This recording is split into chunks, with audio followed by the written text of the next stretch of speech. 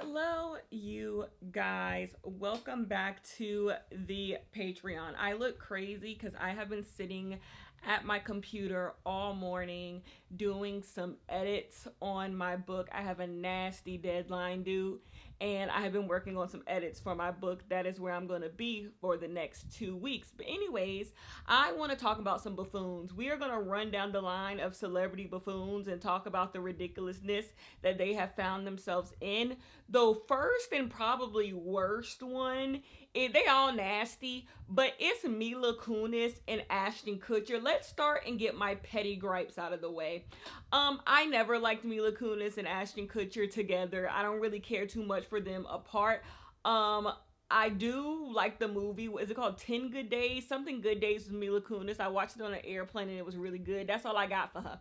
Anyways, I've never liked them as a couple. I don't know. Something about them is just very like, it's the reason why I also don't really like Blake Lively and Ryan Reynolds. It's nothing against them why I don't like them. They just represent a particular brand of like Americanism that I just don't get behind. Like, I don't know, something about them is just too middle America for me. Ashton Kutcher and Mila Kunis also fit in that. Like, I know they have a brand of people who enjoy them, and I let them have that, but it just doesn't work well with me. I don't know.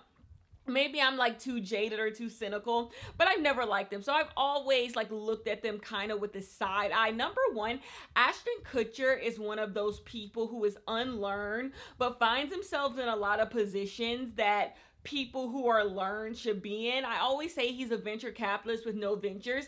He like always is working on some business, some gimmick, some trick, some scheme. One of you said that if you watch a documentary about any failed company in the past decade, Ashton Kutcher's name is going to be somewhere near it. And it's so true. He's not good at business because all around Ashton Kutcher is not that smart. He's not that smart. You turn on your Peloton, Ashton Kutcher show up on Peloton. Like, he is going to show up in some business and you're just like, what is Ashton Kutcher doing? Anyway, so I already had petty gripes with them. Anyways, this is a case of inserting yourself in something you don't need to insert yourself in, but you're just being weird. Someone needs to tell these people your character witness letters to the judge can be made public. They just anything that you send to the federal government or to a government agency, to a judge, to a court can be made public. I am so sorry. You, especially if you're an adult, you should just believe at all times anything you do in a courtroom, a judge, federal, can be made public if it needs to be made public. We heard Iggy Azalea say she didn't think her letter about Tory Lanez was going to be made public. Why did you think that? Why did you think it wasn't going to be made? What is stopping them from being made public? Someone telling you that? Like, what? You literally, I could go find out right now someone's divorced. Let's say my neighbors got divorced. I could go pull their divorce hearings. They're like, it's just public record. It's just public record. It's just simply public record. Anyways, so Mila Kunis and Ashton Kutcher decided to write a character letter for Danny Masterson from That 70s Show. He got convicted of, I believe, 2 counts of rape, and he is going to jail for 30 plus years. Anyways, they were doing the sentencing, and so during sentencing, they let people send in like character witness, talk about the character of the convicted. And this is where Mila Kunis and Ashton Kutcher come in. They come in with this letter. Number one, this would be nasty anyway, because if your friend gets convicted of being a rapist, like, why would you do this? Like, why? Like, there's just no reason to do this, and it's nasty. But the biggest issue of this letter is in the letter, they talk about, because most people I think have only read like a small portion of the letter. The letter is pretty long. It's not that long, but it's long enough. And in this, they just talk about how amazing of a father he is and the stuff he's done against drug abuse and how he's changed their life. And back to the point, the issue of the letter is that it undermines that he's a convicted rapist. It undermines that someone is accusing him of sexual assault.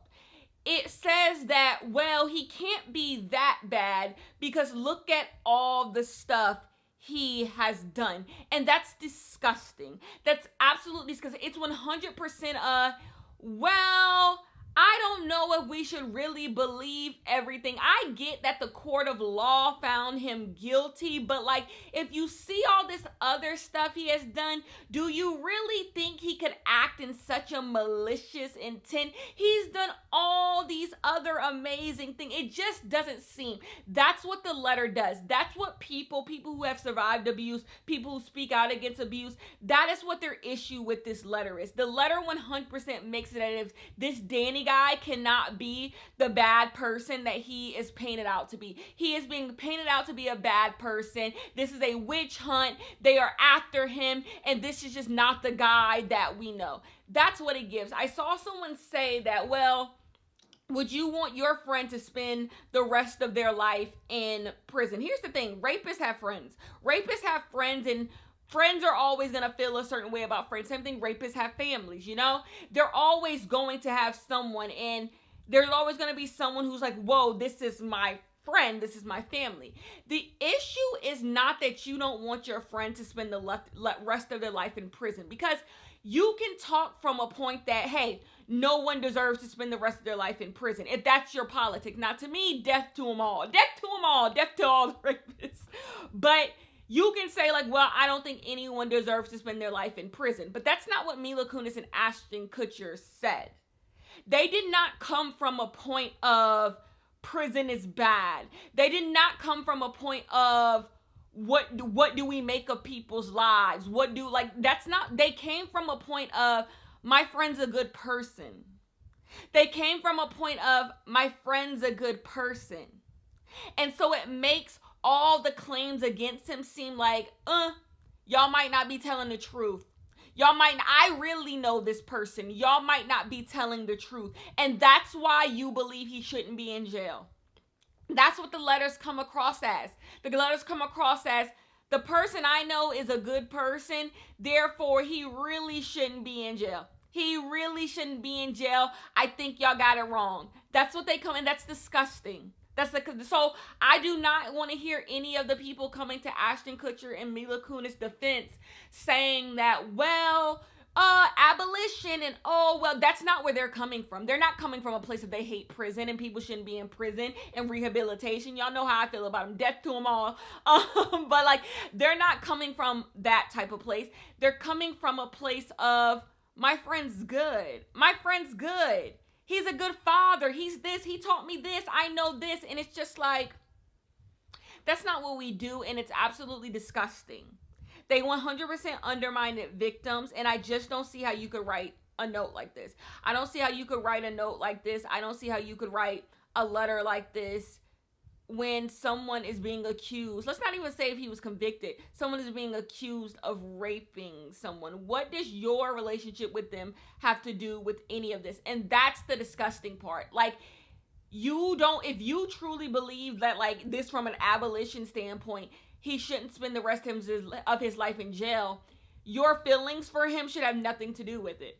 Your personal feelings for him should have nothing to do with it. It just come from a place of, well, I don't believe in people spending the rest of their lives in prison. That's where it would come from. But that's not the angle they're coming from. They're coming from this my friend, and how dare y'all. So they put out a fuck ass apology, and it's the worst apology you ever seen, because Mila Kunis, like, is caring too much. Like, she's trying to put on a performance of care so bad, it's coming across as parody. And Ashton Kutcher looks like he just woke up. Ashton Kutcher looks like he just woke up. Like, the camera being blurry, like, it's giving, like, let me act like I'm poor. Let me act like I'm so sad. And it's just like, who greenlit this? I don't understand why Ashton Kutcher and Mila Kunis just didn't say nothing. You can't undo the letter. So I don't see why they just didn't say shit. Just say shit. Like, don't say nothing at all. Like, you did it. Like, what? You coming and being like, ooh, we know you did it. Thank God the judge told y'all to go to hell. But you did it, and it's nasty. So Mila Kunis and Ashton Kutcher are on my forever fuck you list. Anyways, let's move on to somebody else on my fuck you list forever. Tory Lanez. It's so funny. The only thing I want to say about Tory Lanez and Tory Lanez being in jail right now is the fact that Tory Lanez tried so hard. The gimmick was like Tory Lanez could never hurt a woman. Tory Lanez is leading Bible story.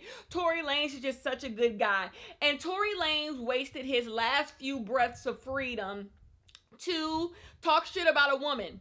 That's what he did. He used his last few moments of freedom to talk shit about a woman because the shtick is up. It's so funny when the shtick is up. It's so funny when you no longer, no one can listen to you anymore. You're going to jail. There's nothing more you can do. Now it's fuck women, which is what you always wanted to do.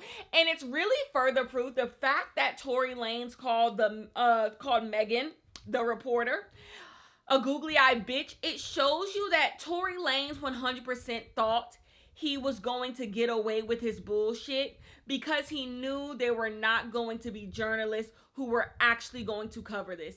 And that's why from the very jump it's been fuck Tory Lanez, because it's a vindictiveness. Like, it's a calculated takedown of Meg Thee Stallion. He knew that he could grease the pockets of reporters, urban bloggers, shall I say. He knew he could grease the pockets of the urban bloggers. He could get his little fuck-ass friends on his side, and that's how he was going to win. You think he's the only person who knew this was going to work? Because y'all hate black women. Y'all hate black women, and it goes even further as to why it's kind of fuck all these black news sites who didn't cover it. All these black websites who talk about being pro-black women, that they didn't send a reporter out to the courtroom because it took a white woman to come in here and stop the misinformation. Everyone's so pro-black woman for aesthetic. When it's time to post pictures of Beyonce, when it's time to post pictures of Keke Palmer, we're also pro-black women. But when it's time to really get in the fucking field and protect black women, make sure black women's stories are being told, make sure the abuse of black women is being documented, and make sure that black women get justice, y'all are nowhere to be found. Because y'all don't want the smoke. Meg the reporter wanted the smoke, and y'all didn't. Y'all didn't get on the ground floor. And that's what this really shows. It was 100% I would have got away with it if not for those meddling kids. Meg the reporter was the meddling kids. And what does that say? What does that say about us as a culture? What does that say about the state of journalism? The state of journalism is just awful. It's just absolutely awful.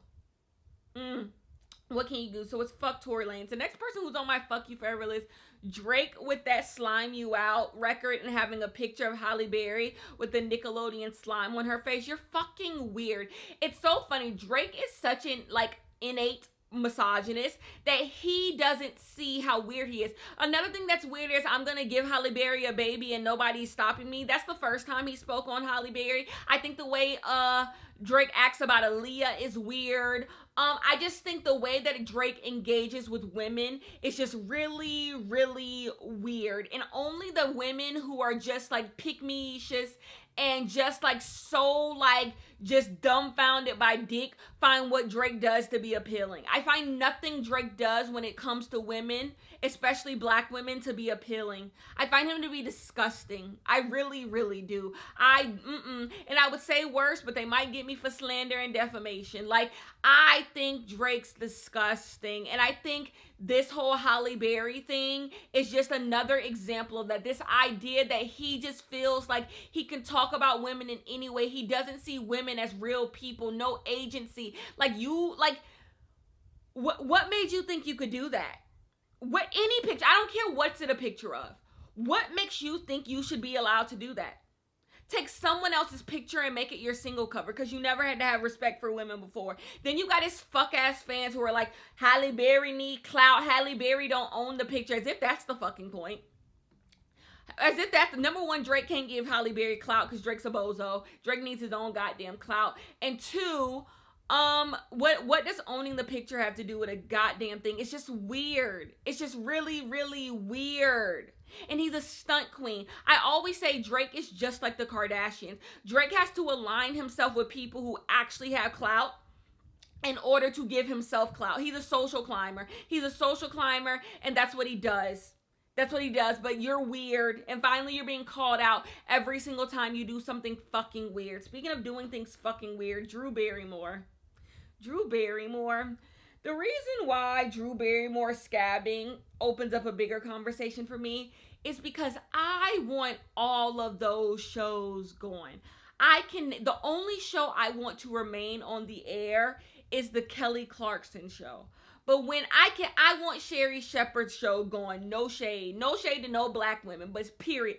I want Sherri Shepherd's show going. I want Jennifer Hudson's show going. I want Drew Barrymore's show going. I want The Talk going. I want The View going. They all suck. Whenever I go spend time with my grandma, she only got like 5 channels, baby. So we gotta watch what we can watch.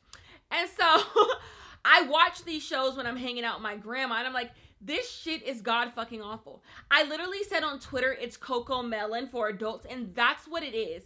It is just the most like elementary level entertainment I've ever seen. Nothing shocking happens. Nothing interesting happens. There's not even spectacle. There's not even at the least spectacle. It's just boringness. They get on there, they cover a bunch of just lightweight topics. Like, hey, did you see Beyonce changed her hair color? Hey, did you see Blue Ivy was on stage with Beyonce? And then the person goes, I really like Blue Ivy. Blue Ivy has turned into such a cool kid. I wish my kid was on stage. Like, just the most what? Like, not nothingness of conversation you've ever seen. Then they bring out this celebrity who probably has 50 scandals you could talk to them about, but you're not. And you ask them about their fuck-ass movie, TV show, or reboot they gonna be on. You ask them about their kids no one fucking cares about. You show an Instagram picture they post and be like, where were you in this picture? And then y'all might play a fun little game together, and that's the show. And that's the show. And it's just like, what the fuck is this shit? Is boring. This shit, wake it up. What happened to good daytime television? I don't know. I was raised in the era of good daytime television when the girls used to go at it. And the thing is, it wasn't that it was necessarily mean-spirited. It was just shocking, you know? It was conversations regular people were having, or maybe weren't, but there was a truth to all of it. Even in Wendy Williams' foolishness, the reason why people listen to Wendy Williams every now and then is because she was right every now and then. She was right every now and then. And you know what? Sometimes Wendy Williams took the words right out of your mouth. And I'm not saying people have to be mean like Wendy Williams was, but I do think there's a level of entertainment to it. There's this idea that the viewers can't have discernment, that the viewers can't understand that, hey, some stuff I should listen to, sometimes some stuff I shouldn't. When you're watching Wendy Williams, you watch it to be like, sometimes Wendy right, sometimes Wendy wrong. But me as the viewer, I make that decision because I have sense. But now everything is just so cookie cutter. There's no room to make decision. There's no room to have opinion. It's just mess. It's just mess, and it's not fun mess. It's just boring. So when I see Drew Barrymore and these girls scabbing, Sherri Shepherd's not scabbing. I don't think she's covered under the Writers Guild. When you see these people scabbing, it's just like, for what? For this bullshit ass entertainment? So anyways, Drew Barrymore decided she's going to scab. A lot of people are saying, oh, but Drew Barrymore needs to go back to work because if she doesn't go back to work, people aren't going to be able to feed their kids. That's just capitalism capitaling. Like, that's just a thing that people say in order to get people not to believe in unions. That's the number one thing people have always used against unions. Other people being in danger. But what the fuck about me? Okay, they can't feed their kids, but neither can fucking I. So what do we do now? Like, at the root of it, it's still just these companies suck.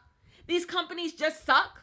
That's what's at the root of it, that no one is making enough money to feed their family. No one has any cushion. That's the point. The point is that all this sucks, and the people who are still having to work, they need a fucking union, or if they have one, they need to go on strike too. The root of when everyone tries to make the strikers out to be villains, the root of it all is that we all just need to be on strike, fighting for fair pay. That's what this does. So that means nothing to me. That's just something people like to use against unioners, because it's just like, you ain't give a fuck about people feeding their family when I wasn't getting paid. When I was getting paid pennies on the dollar, you ain't give a fuck. But now all of a sudden it's the families when it's all these companies banding together against me. Shut the fuck up. So anyways, Drew Barrymore is scabbing because Drew Barrymore's show is covered under the writers. The writers are on strike. Therefore, unless Drew Barrymore is sitting out there and she ain't right, she just going off the dome, somebody is writing this show, even in its most simplest forms. Even if someone is just writing the sequence of the show, someone is writing this show, someone has wrote a question, someone has wrote an audience submission, someone has done some type of writing. So therefore, she has hired someone to do it. It doesn't matter if she's hired real writers to do it. She has hired some writer to do something. Where they wrote the sign on the wall, she has hired a writer. She is hiring people to do striked work. That is scabbing. When you perform someone else's labor, you are scabbing. So therefore, her show is 100% scabbing, because they are paying people who are not union writers to write things. That's what they're doing. So she is scabbing and she is gross. But my issue is Drew Barrymore doing this. It just shows you that how people are saying, oh, all the good favor that Drew Barrymore has earned. No, Drew Barrymore has just been white. Drew Barrymore has just been, what is this good favor that Drew Barrymore has just like gotten with you guys? Like, I don't know Drew Barrymore from a can of paint. Like, what? Scream will always be one of my favorite movies. Drew Barrymore ate that, but I don't know this woman from a can of paint. Like, what good favor has she earned? Like, this just shows that Drew Barrymore is out of touch. Drew Barrymore thought if she came on camera with a little white woman cry, y'all was gonna bow down, because that's the extent of her social consciousness. She don't know what the fuck y'all really talking about. She did not expect people to really care all that fucking much. That's what she thought, because she hasn't earned any good favor. She hasn't shown that she's just this incredible person. Drew Barrymore is privileged. Drew Barrymore has always had money. Drew Barrymore wants to keep the little stuff she has, because that's another thing that's what's really working against a lot of these people. These shows aren't just bringing in amazing ratings. They're just not, because they suck, but they're not. So all of these shows want to come back so they can stay on TV. If they go against the strike, they stay on TV. They stay on TV. A lot of people will be compensated for going against the unions. They will. That's just how it works. You are going to see a bunch of random people in a bunch of movies in the next coming years, all because they were willing to not be with the strike. You're going to see it. You're going to see, if you see random actors who ain't never had a job before the strike, all of a sudden have a bunch of jobs now, it's because she didn't stand with the union. She was willing to do strike work. That's what it is. She didn't publicly speak out. She didn't donate any money. That's what's going to happen. And so Drew Barrymore and them want good favor. Jennifer Hudson, you can get this lick too. And what she thought was going to happen. Everybody knocked on top of the head, and now she said we not coming back. And now everybody and their mama decided they not coming back. Which is what that should have been what it was. I'm sure there are plenty of episodes of Drew Barrymore's show y'all can rerun, and I'm sure no one will be none the wiser. None the wiser. It's all fucking bullshit. People be none the wiser. It's a rerun. Oh my God. What y'all need to be doing, production companies, in the meantime, while y'all are, not working, is coming up with better ideas. Coming up with better fucking ideas. That's what y'all need to be doing. And that's pretty much all I got. That's on my fuck you list this week. I will talk to you guys later. Peace.